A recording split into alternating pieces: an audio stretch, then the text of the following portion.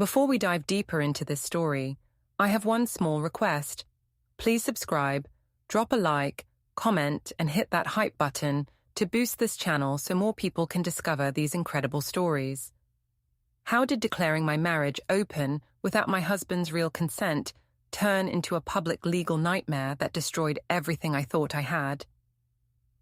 When I announced we were exploring non-monogamy and immediately slept with someone else, I believed my needs justified everything. But Deacon had been quietly recording every lie, every manipulation, every time I twisted the truth. The process server found me at my sister's baby shower, and in front of everyone I knew, the evidence I never imagined existed shattered my carefully constructed victim narrative. This is the story of how I lost my marriage, my daughter, and my dignity, all because I thought saying the words made it okay. It was late on a Tuesday. Riley was asleep down the hall. Deacon sat on his side of the bed with a book about software architecture. I had been thinking about this conversation for 3 weeks. I had rehearsed it in my head during my commute. I had read articles about ethical non-monogamy. I had decided I was ready. I told Deacon we needed to talk. He looked up from his book and asked if everything was okay. I said everything was fine, but our relationship needed to evolve. He asked what I meant. I said I had been thinking about opening our marriage. The room went very quiet. Deacon put the book down on the nightstand. He asked if I was serious. I said I was. He asked why. I said I felt like our relationship had become stagnant.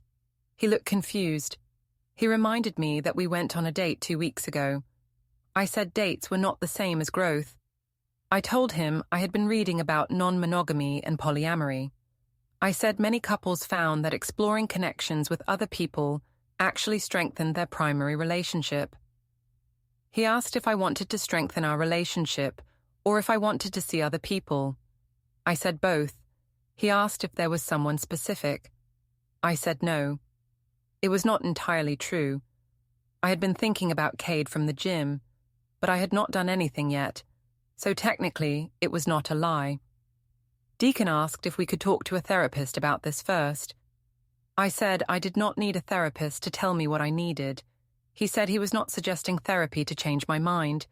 He said he just wanted us to talk through what this would mean before we made any decisions. I said I had already made my decision. He asked what about his decision. I said this was about my boundaries and my growth. He did not say anything for a long time. I asked if he was going to try to control me. He said he was not trying to control anyone. He said he was trying to understand. I said there was nothing to understand. I said I needed space to explore who I was outside of being a wife and mother. He asked if I was unhappy being a wife and mother. I said that was not what I said. He asked what I was saying. I said he was not listening. He asked if I had thought about Riley. I said of course I had thought about Riley. He asked how this would affect her. I said it would not affect her. He said kids notice everything. I said kids adapt. Deacon rubbed his face with both hands. He looked tired. He asked if I could give him time to process this. I said I had already given myself time to process. He said he was asking for the same courtesy. I said I was not asking for permission. He said he was not trying to give permission. He said he was trying to understand what was happening to our marriage. I turned off the light on my side of the bed. I told him we could talk more tomorrow. He did not turn off his light. I heard him sit there in the dark for a long time after I closed my eyes. The next morning, I went to the gym. I always went on Wednesdays. I liked the early cycling class. The instructor played loud music and shouted motivational things. It helped me not think. After class, I went to the locker room. I was pulling my towel out of my bag when I heard someone say my name. I turned. Cade was standing near the water fountain. He was wearing a black shirt with the gym logo. His arms were tan and muscular. He smiled. He said he had seen me in class. I said I had not seen him. He said he tried to stay in the back so he did not distract anyone. I laughed.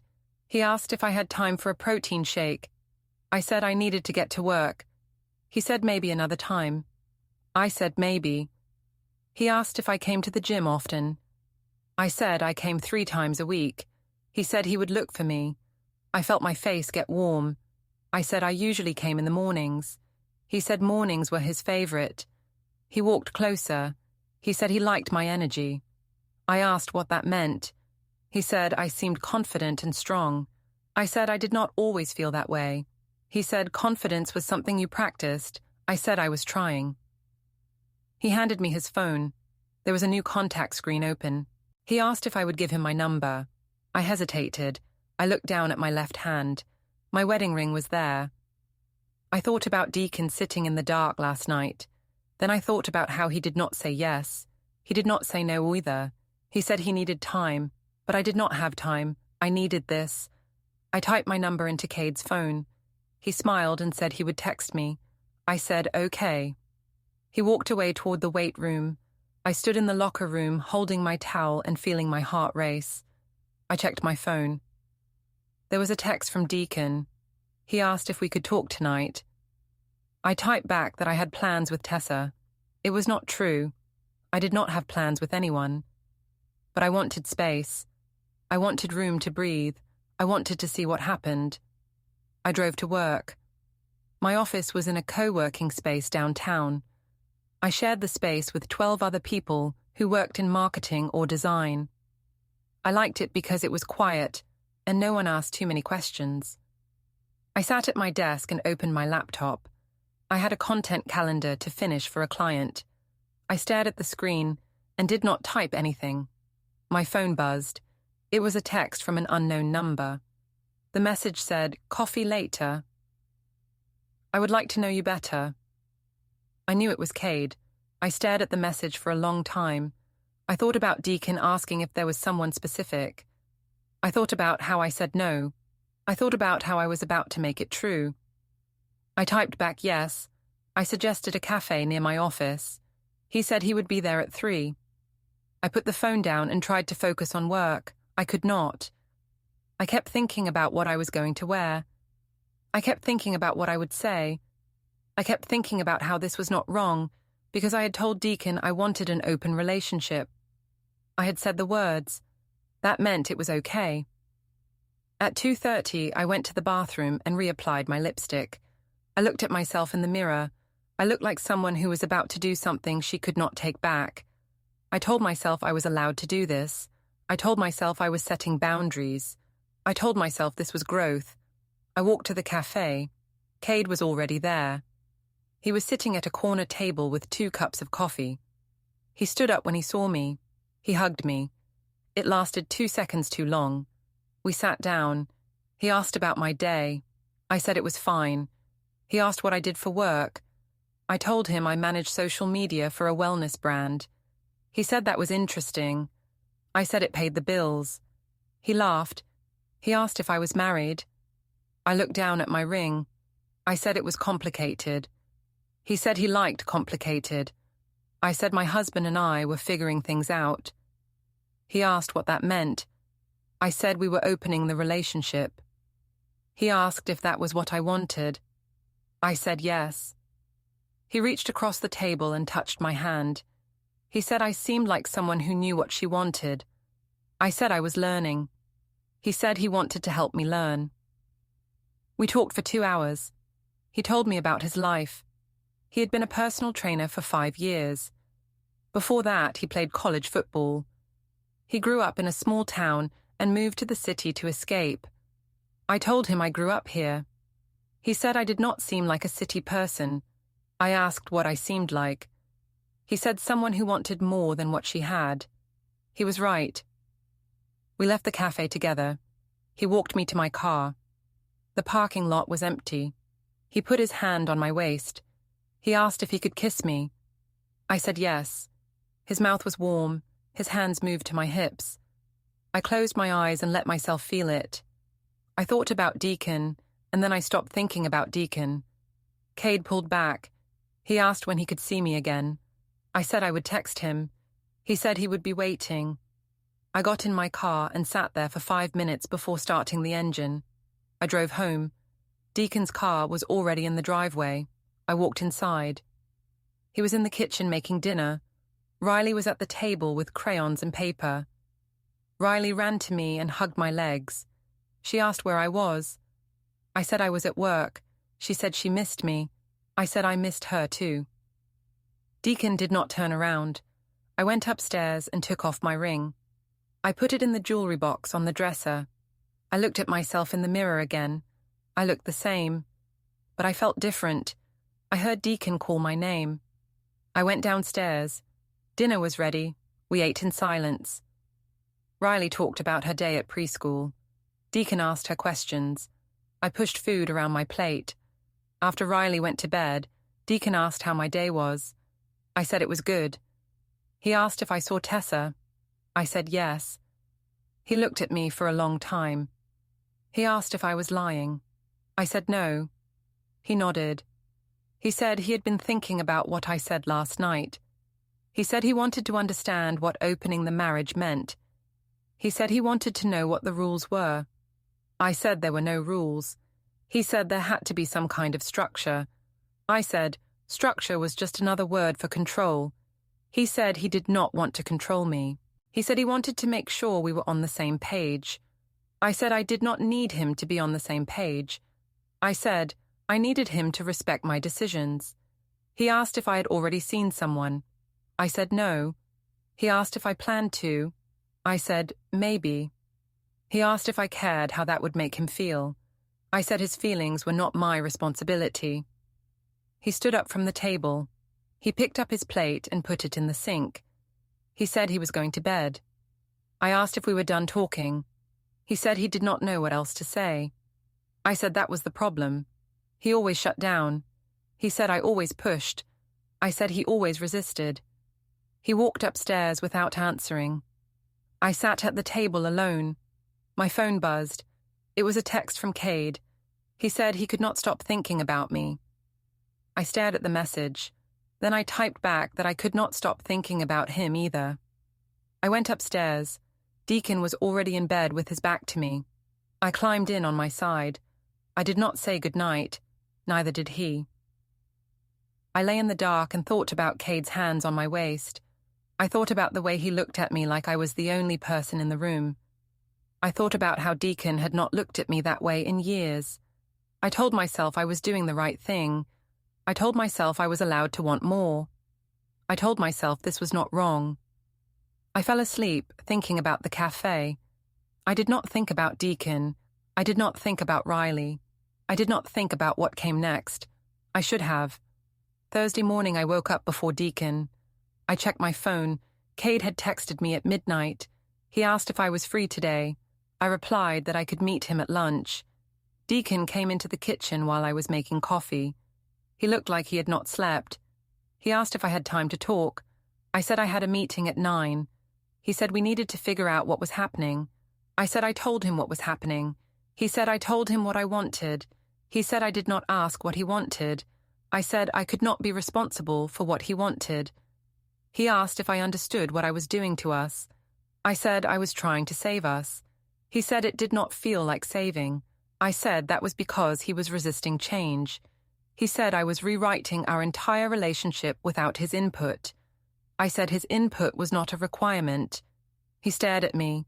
He said he did not recognize me anymore. I said good. Maybe that meant I was finally becoming myself. I left for work without saying goodbye. I felt powerful. I felt free. I felt like I was finally in control of my own life. I met Cade at the co-working cafe at noon. He was already there with 2 salads. He said he ordered for me. I said he did not know what I liked. He said he was learning. We ate and talked. He asked if I told my husband about him. I said my husband knew we were opening the relationship. Cade asked if my husband was okay with it. I said yes. It was a lie, but it was easier than explaining that Deacon asked for time, and I did not give it to him. Cade said he did not usually date married women. I said this was different. He asked how. I said because my husband and I had an agreement. He said, okay. He did not push. That was what I liked about him. He did not ask hard questions. After lunch, we went to his car. He said he lived 10 minutes away. I said I had to get back to work. He said it would be quick. I hesitated. Then I said, "Okay." His apartment was small and clean. There were weights in the corner and a large TV on the wall. He offered me water. I said no. He kissed me. I kissed him back. We moved to the couch. His hands were on my waist, then under my shirt. I thought about stopping. Then I stopped thinking. Afterward, I sat on the edge of the couch and put my clothes back on. Cade asked if I was okay. I said I was fine. He said I seemed distant. I said I just needed to get back to work. He said he understood. He walked me to my car. He kissed me again.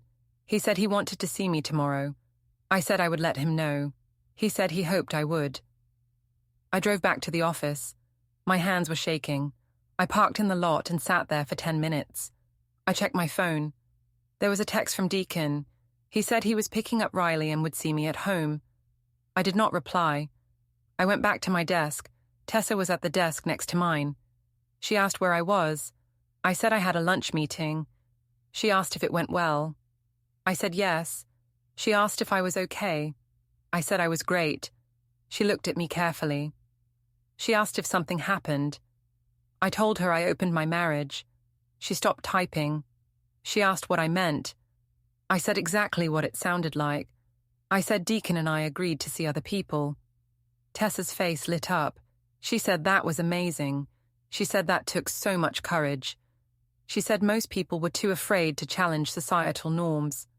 I said I was tired of living in a box. She said I was inspiring. Another co-worker, Simone, was standing near the printer. She overheard. She asked if Deacon was really okay with it. I said yes. Simone looked skeptical. She asked if we talked to a therapist. I said we did not need a therapist. She said it seemed like a big decision. I said it was my decision to make. She did not say anything else. Tessa said Simone was being judgmental. I said people always judged what they did not understand. Tessa agreed. She said I should post about it. She said it would help other people feel less alone. I said maybe I would. That night, I made a vague post on Instagram. I wrote, "Growth is uncomfortable. Boundaries are not selfish. You are allowed to choose yourself." I posted it with a photo of a sunset. Within an hour, it had 15 likes. 3 people commented saying I was brave. 1 person said I was glowing. Tessa commented saying Queen energy. I felt validated. I felt seen. I felt like I was doing the right thing. Deacon was in the living room when I got home. Riley was playing with blocks on the floor. I asked how her day was. She said it was good. Deacon did not look up from his laptop. I asked what he was working on. He said it was a project timeline. I asked if it was for work. He said yes. I sat down next to Riley. She asked if I would play with her. I said yes. Deacon closed his laptop and stood up. He said he was going to make dinner. During dinner, Riley asked why Mommy and Daddy were so quiet. I said we were just tired. She said she did not like it when we were quiet. Deacon said we were sorry. He looked at me when he said it. I looked away. After Riley went to bed, Deacon asked if we could talk. I said I was tired. He said it would only take a minute. I said fine. He asked if I saw someone today. I felt my chest tighten. I asked why he was asking. He said I seemed different. I said I went to a work lunch. He asked if I went alone. I said I went with a colleague. It was technically true. Cade was a colleague in the sense that we both worked. Deacon asked if I was seeing someone. I said I thought we agreed I could. He said we did not agree on anything. He said I announced what I wanted and then ignored everything he said. I said he was twisting things. He said he was stating facts. I told him he was being controlling. He said asking questions was not controlling. I said interrogating me was. He said he had a right to know what was happening in his own marriage. I said it was not just his marriage. It was mine too. He picked up his laptop from the table. I saw the screen for a second before he closed it. There was a spreadsheet open. The columns were labeled date, statement, witness. I asked what that was. He said it was work. I said it did not look like work. He said I would not understand the formatting. He went upstairs. I sat at the table alone. I checked my phone. Cade had texted asking if I had a good day. I said I did. He asked if I was thinking about him. I said yes. He said good. I went upstairs an hour later. Deacon was in bed with his back to me. I climbed in on my side. I did not say anything. Neither did he. I thought about Cade's apartment. I thought about how easy it was with him. I thought about how complicated it was with Deacon. I told myself I was doing the right thing. I told myself Deacon would understand eventually. I told myself this was growth. I fell asleep feeling justified. I woke up feeling the same way. Friday, I told Deacon I was working late. He asked if I would be home for bedtime. I said probably not. He asked if this was going to be a regular thing. I said I did not know. He said Riley was asking for me. I said she would be fine. I met Cade at a bar near his apartment. We had drinks. He told me about his week. I told him about mine. He asked if my husband knew where I was. I said yes. He asked if my husband was okay. I said yes. Both were lies, but they were easier than the truth. We went back to his apartment. I stayed until 10. When I got home, Deacon was on the couch. He asked where I was. I said I was working. He asked if I was lying. I said no. He said he could smell alcohol on me. I said we had a work happy hour. He said I was lying. I said I was not. He said he did not believe me anymore. I went upstairs. I checked my Instagram. My post had 40 likes now. Someone commented asking if I was in an open relationship. I did not reply, but I liked the comment. I lay in bed and thought about how much easier my life would be if Deacon would just accept what was happening. I thought about how he always made everything so hard. I thought about how he never just let me be happy. I did not think about what he was feeling. I did not think about what I was doing to him. I did not think about Riley overhearing us argue. I just thought about myself. That was the problem. That was always the problem. Saturday morning, Deacon took Riley to his parents' house. He said they were going to spend the day there. He asked if I wanted to come. I said I had plans. He asked what plans. I said I was meeting Tessa. He did not say anything. He just buckled Riley into her car seat and drove away. I texted Cade and asked if he wanted to do something. He said he was free. I suggested the beach. He said he would pick me up. We drove to the promenade. It was warm and sunny.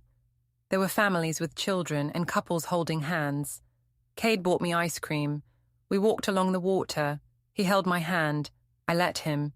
He said this felt nice. I said it did. He asked if I was happy. I said yes. He asked if my husband made me happy. I said it was complicated. He said it did not have to be. I said everything with Deacon was complicated. He stopped walking and turned to face me. He said I deserved to be happy. I said I was trying. He said I should not have to try so hard. I said that was the problem. He kissed me. I kissed him back. I did not think about who might see. We took photos. We laughed. We ate at a cafe overlooking the water. It felt like a real date. It felt like the beginning of something real. I did not think about the fact that I was still married. I did not think about Riley. I did not think about Deacon. A jogger passed us while we were walking. She glanced twice. I did not recognize her. She kept running. Cade dropped me off at home around 7. Deacon's car was already in the driveway. I walked inside. Riley ran to me and hugged me. She said she missed me. I said I missed her too. Deacon was in the kitchen. He did not look at me. After Riley went to bed, I sat on the couch. Deacon came into the room. He looked angry. He asked where I was today. I said I went for a walk. He asked if I was alone. I said yes. He pulled out his phone and showed me a photo. It was me and Cade at the beach. We were holding hands. My stomach dropped. I asked where he got that. He said Joel's wife Mira went for a run at the beach today. She saw me. She took a photo and sent it to Joel. Joel sent it to Deacon. I said Mira had no right to take my photo. Deacon said I had no right to lie to him. I said I did not lie. He said I told him I was meeting Tessa. I said plans changed. He asked who the man was. I said it was none of his business. He said it was absolutely his business. I said we agreed to an open relationship. He said we did not agree to anything. He said I announced what I wanted and then did whatever I wanted. I said he did not say no. He said he asked for time. I said I did not have time. He asked what that meant. I said it meant I was not going to wait for his permission to live my life. He asked if I had slept with this person. I did not answer. He asked again. I said it was none of his business. He said I just answered his question. I said he was overreacting. He said I was destroying our family. I said he was being dramatic. He said Riley asked him today why Mommy was never home anymore. I said that was not fair. He said none of this was fair. His phone rang. The caller ID said private. He stepped into the garage and answered. I heard his voice but could not make out the words. He came back inside 5 minutes later. He said he was not staying here tonight. I asked where he was going. He said he was staying with Joel. I asked why. He said because he did not want to be in the same house as me right now. He went upstairs and packed a bag. I followed him. I said he was overreacting. He said I had lied to him repeatedly. I said I had not lied. He said I told him I was meeting Tessa when I was meeting another man. I said plans changed. He said I was being dishonest. I said he was being controlling. He zipped his bag and walked toward the door. I asked if he was really leaving. He said yes. I asked what I was supposed to tell Riley. He said I should tell her the truth for once. He walked out. I stood in the bedroom alone. I felt angry. I felt justified. I felt like he was the one being unreasonable. I checked my phone. Cade had texted saying he had a great day. I replied that I did too. He asked when he could see me again. I said soon. I went downstairs and poured a glass of wine. I sat on the couch and opened Instagram. I posted a vague story. I wrote, sometimes the people closest to you are the ones who understand you the least. I posted it. Within minutes, 3 people reacted. Tessa sent me a message saying she was there if I needed to talk. I felt validated. I felt like I was the victim. I did not feel like I had done anything wrong. I did not think about the photo of me and Cade. I did not think about Deacon sitting in Joel's guest room. I did not think about Riley waking up tomorrow and asking where Daddy was. I just thought about how I was right and Deacon was wrong. That was all that mattered to me. Deacon stayed at Joel's for 3 days. He came home on Tuesday to pick up more clothes. I tried to talk to him. He did not want to talk. He said he was done talking. I asked what that meant. He said it meant he was protecting himself. I asked if he was seeing a lawyer. He did not answer. He just packed his bag and left again. That night, Riley asked where Daddy was. I said he was staying with Uncle Joel. She asked why. I said because Mommy and Daddy needed some space. She asked if we were getting divorced. I said no. She asked if I was sure. I said yes. But I was not sure. I was not sure of anything anymore. Sunday morning, I woke up to a text from Deacon. He said his family was having brunch today at a restaurant downtown. He said I was expected to be there. I said I did not want to go. He said Riley was going, and it would look worse if I did not show up. I said fine. I spent an hour getting ready. I wanted to look confident. I wanted to look like someone who was not falling apart. I wore a dress and did my makeup carefully. I looked at myself in the mirror and practiced smiling. The restaurant had a private room in the back. When I walked in, everyone was already there. Deacon's sister, Sienna, was sitting next to their father, Glenn. Deacon's mother had passed away 2 years earlier, so it was just the 3 of them plus Sienna's husband. My mother, Pauline, was there too. I was surprised. Deacon must have invited her. Riley ran to me and hugged me. I kissed her head and sat down next to her. Deacon was across the table. He did not look at me. Sienna asked how I was doing. I said I was fine. She said I looked tired. I said work had been busy. She said she heard things had been tense at home. I asked who told her that. She glanced at Deacon. I felt my face get hot. Glenn asked if everyone was ready to order. We ordered. The server brought water and bread. Riley drew on the kids' menu with crayons. The adults made small talk. I said very little. Halfway through the meal, Sienna put down her fork. She said she wanted to address something. I felt my stomach tighten. She said Deacon had told her about the open relationship conversation. I said that was private. She said it stopped being private when it affected Riley. I said Riley was fine. Sienna said Riley had been asking her grandmother why Mommy and Daddy were fighting. I said we were not fighting. Sienna said that was not what it sounded like. I asked what Deacon had told her. She said he told her I announced I wanted an open marriage, and then immediately went out with someone else. I said that was not how it happened. She asked how it happened then. I said Deacon and I agreed to explore non-monogamy. Sienna pulled out her phone. She read aloud from a text. She said Deacon sent this to me on Wednesday. The text said, I asked Lyra if we could talk to a counselor first before making any decisions. She said she was out with someone by Thursday. I felt everyone staring at me. I said Deacon was twisting things. Sienna said she was reading his exact words. I said his words did not tell the whole story. She asked what the whole story was. I said Deacon had been emotionally unavailable for years. Glenn said that was not true. I said, how would he know? He said because he talks to his son. Pauline spoke up. She said this was not appropriate in front of Riley.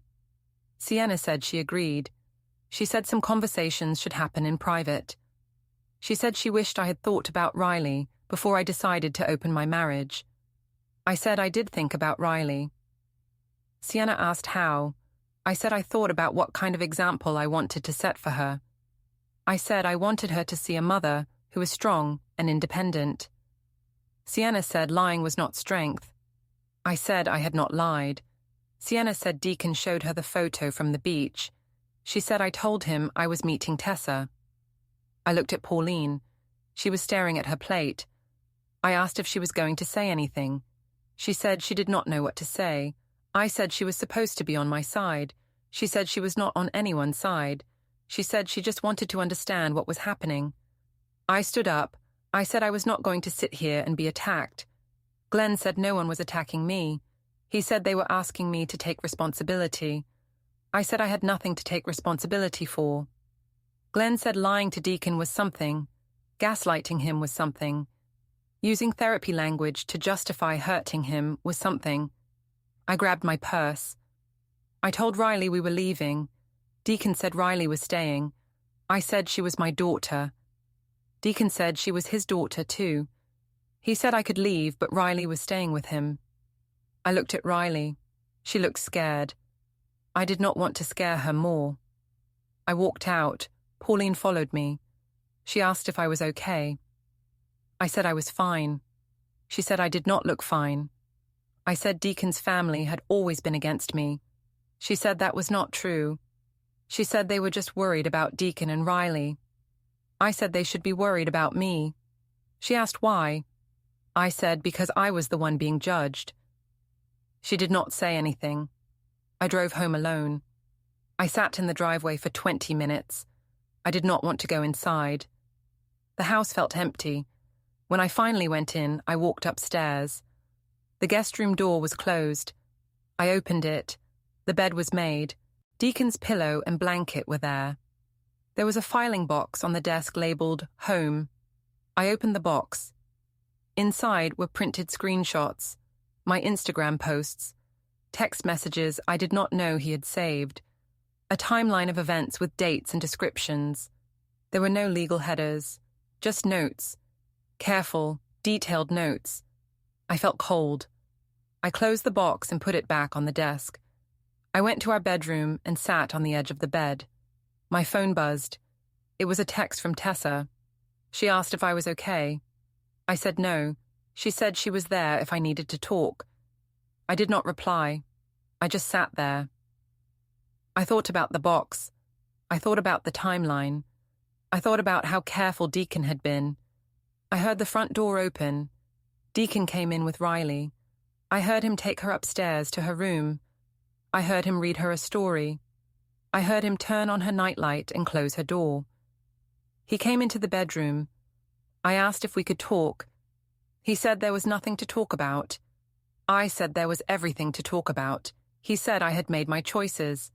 I said he was acting like I did something unforgivable. He said I lied to him repeatedly. I said I did not lie. He said I told him I was meeting Tessa when I was meeting another man. He said I told him I wanted an open relationship, but I did not wait for his answer before I acted. He said I gaslit him in front of his family. I said he was exaggerating. He said he had it all documented. I asked what that meant. He said it meant he had been keeping records. I asked why. He said because he was protecting himself. I asked from what. He said from this. From me rewriting history. From me making him look like the villain. He picked up a bag from the closet. I asked what he was doing. He said he was moving into the guest room permanently. I asked why. He said because he could not sleep in the same bed as someone who did not respect him. I said I did respect him. He said my actions said otherwise. I asked what he wanted from me. He said he wanted honesty. I said I had been honest. He said I had been anything but honest. He walked out of the room. I heard the guest room door close. I sat on the bed alone. I felt angry. I felt justified. I felt like he was punishing me for setting boundaries. I did not feel like I had done anything wrong. That was the problem. I still did not think I was wrong. Wednesday afternoon, I stopped at the pharmacy to pick up Riley's allergy medication. I was standing in line when I saw my mother. She was 2 people ahead of me. She turned and saw me. She did not smile. After she paid, she waited for me near the door. She asked if we could talk. I said I was busy. She said it would only take a minute. I said fine. We walked outside. She asked how I was. I said I was fine. She said she talked to Deacon. I felt my chest tighten. I asked what he said. She said he told her his version of what happened. I said his version was biased. She said it was detailed. She asked me directly if Deacon agreed to open the marriage before I saw someone else. I said it was more complicated than that. She said it sounded like a simple question. I said he did not say no. She said that was not the same as saying yes. I said she was taking his side. She said she was trying to understand. I said there was nothing to understand. I said I told him what I needed, and he did not respond, so I moved forward. She said that was not how marriage worked.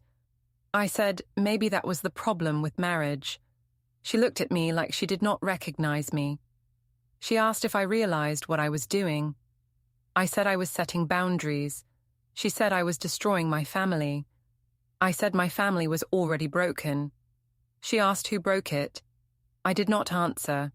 She said she loved me, but she did not understand me right now.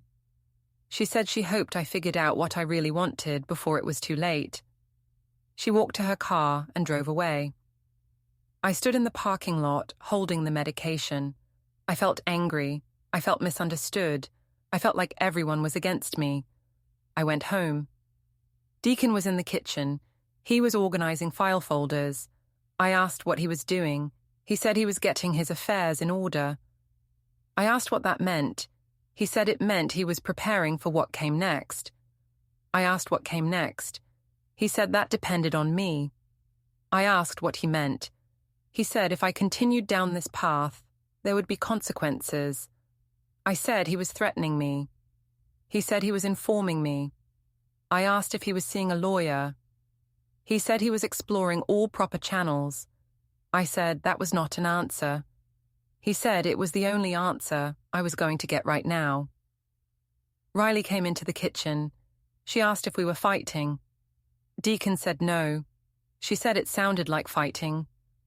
Deacon picked her up and carried her to the living room. He turned on a movie for her. He came back to the kitchen. I asked if he was really going to divorce me. He said I was the one who walked away from the marriage. I said I did not walk away. I said I asked for space to grow. He said I asked for permission to cheat. I said that was not what happened. He said that was exactly what happened. I said he was rewriting history. He said he had evidence. I asked what evidence. He said he had screenshots, text messages, witness statements, a timeline. I said he was obsessed. He said he was being careful. I asked if he hated me. He said he did not hate me. He said he did not know what he felt anymore. I asked if he still loved me. He said he used to. I asked what changed. He said I changed. I said I was just being honest about what I needed. He said I was being selfish. Late that night, I could not sleep. I went downstairs to get water. Deacon was sitting on the stairwell. He was holding his phone. I asked if he was okay. He said he was fine. I asked why he was sitting in the dark. He said he was thinking. I sat down next to him. I asked what he was thinking about. He said he was thinking about how we got here. I said we got here because he would not let me grow. He said we got here because I did not respect him enough to include him in major life decisions. I said I tried to include him. He said I announced what I wanted and then ignored everything he said. I said he did not say no. He said he asked for time. He said I did not give him time. I said I could not wait forever. He said it had been 2 days. I asked what he wanted from me. He said he wanted me to admit that I hurt him. I said I did not mean to hurt him. He said that was not the same as admitting I did. I did not say anything. He stood up. He said he was going to handle everything through proper channels. I asked what that meant. He said it meant he was doing things the right way. I asked what the right way was. He said I would find out. His phone lit up. I saw a notification. It said, meeting, personal, tomorrow, 10:30 a.m. He picked up the phone before I could read more. I asked what the meeting was. He said it was none of my business. I said everything about him was my business. He said that was no longer true. I asked what he meant. He said our marriage ended the moment I decided my needs were more important than his consent. He walked to the guest room. He told me I should consider getting legal advice. I said I did not need legal advice. He said I would. He closed the door. I stood in the stairwell alone. I felt cold. I went back to the bedroom and lay down. I stared at the ceiling. I thought about the notification. I thought about the file folders. I thought about the timeline in the box. I thought about how careful he had been. I thought about how quiet he had been. I thought about how I had underestimated him. I did not sleep that night. I just lay there thinking about what came next. Saturday was my sister Ivy's baby shower. She was 7 months pregnant with her first child. The shower was at a community center downtown. My mother was hosting. Ivy asked me to come early to help set up. I said I would. I left Riley with Deacon. He said he was taking her to his father's house. I said okay. He asked what time I would be home. I said I did not know. He said he needed me to be specific. I said I did not have a specific time. He said fine. He buckled Riley into her car seat. She waved at me through the window. I waved back. I drove to the community center. The room was decorated in soft yellow and white. There were balloons and a banner that said, "Oh, baby." Ivy was arranging flowers on the tables. She hugged me when I walked in. She asked how I was. I said I was fine. She said I did not look fine. I said I was just tired. My mother arrived with the cake. She set it on the main table. She looked at me, but did not say anything. I helped arrange the chairs. Guests started arriving around noon. There were about 20 people. Friends of Ivy's from work, a few cousins, some neighbors. Tessa came. She hugged me and asked how I was holding up. I said I was okay. She said I looked stressed. I said family events were always stressful. We played games. We ate cake. People talked about baby names and nursery colors. I smiled and participated, but I felt like I was watching from outside my own body. Around 2 o'clock, a man in a grey jacket walked in. He looked around the room. He saw me and walked over. He asked if I was Lyra Brennan. I said yes. He handed me a large envelope. He said I had been served. The room went quiet. I stared at the envelope. Ivy's face went pale. Tessa stepped back. My mother stood up from her chair. I opened the envelope. My hands were shaking. I pulled out a stack of papers. The top page said, "Petition for dissolution of marriage with temporary orders." I flipped through the pages. Deacon was listed as the petitioner. I was listed as the respondent. The petition cited irreconcilable differences. It cited abandonment of marital agreement. It cited unilateral decision-making.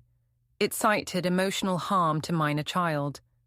There was a section detailing everything: the conversation on Tuesday night, my announcement about opening the marriage, Deacon's request for time, my meeting with Cade on Thursday, the photo from the beach, the lies I told.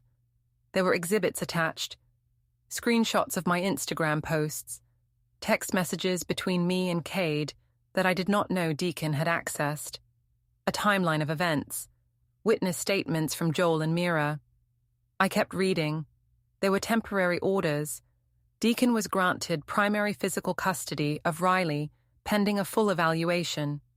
I was granted supervised visitation 2 times per week for 2 hours each. The joint bank accounts were frozen. The credit cards were frozen. I was barred from removing Riley from the state. My mother was reading over my shoulder. She made a small sound. Tessa was staring at me. Ivy looked like she was going to cry. A woman in a navy blazer walked over. She handed me a business card. She said her name was Claire Dunham. She said she was representing Deacon in the dissolution. She said Deacon had secured legal representation and suggested I do the same. She said if I had questions, I should contact my own attorney. Then she walked out. I looked around the room. Everyone was staring. Some people I knew, some I did not. I felt like I could not breathe. A second man approached. He handed me another envelope. He said I had been served with a notice for a court-ordered psychological evaluation for Riley. He said both parents were required to participate. He said the dates and times were listed inside. Then he walked out. I looked at Ivy. She was crying. She said she was sorry this happened here. I said it was not her fault. She said she needed me to leave. I asked why. She said because this was supposed to be a happy day and now everyone was uncomfortable. I looked around. People were whispering. Tessa would not look at me. I walked out. I got in my car. I sat there holding the papers. I read them again. Every word, every detail, every piece of evidence Deacon had collected while I thought he was just being quiet. My phone buzzed. It was a text from Cade. He asked if I wanted to hang out this week. I stared at the message. I tried to reply. I could not type anything. I put the phone down. I looked up. Sienna's car was pulling into the parking lot. She got out. She was carrying a folder. The cover said, "Evidence, compiled." She walked into the community center. She did not look at me. I started the car. I did not know where to go. I could not go home. Deacon was there with Riley. I could not go to my mother's. She had seen the papers. I could not go to Tessa's. She had stepped away from me at the shower. I drove to a park. I sat on a bench. I read the papers again. Primary custody, supervised visitation, frozen accounts, psychological evaluation. I thought about how I had announced the open relationship without waiting for Deacon's answer. I thought about how I met Cade the next day. I thought about how I lied about where I was. I thought about how I told everyone Deacon agreed when he did not. I thought about how I used words like boundaries and growth and autonomy to justify hurting him. I thought about how I accused him of being controlling when he was just asking to be included. I thought about how I made myself the victim when I was the one who broke us. I sat on the bench until the sun went down. Then I drove home. Deacon's car was in the driveway. I walked inside. Riley was asleep upstairs. Deacon was in the kitchen. He looked at me. He asked if I got the papers. I said yes. He asked if I read them. I said yes. He said the visitation schedule would be sent to me by the end of the week. He said I needed to arrange my own transportation to the supervised sessions. He said the supervisor's contact information was in the order. I asked if he really thought this was necessary. He said yes. I asked if he still loved me. He said he did not know anymore. I asked if there was any way to fix this. He said I should have thought about that before I did what I did. I asked if I could say goodnight to Riley. He looked at the papers in my hand. He said I could have 10 minutes.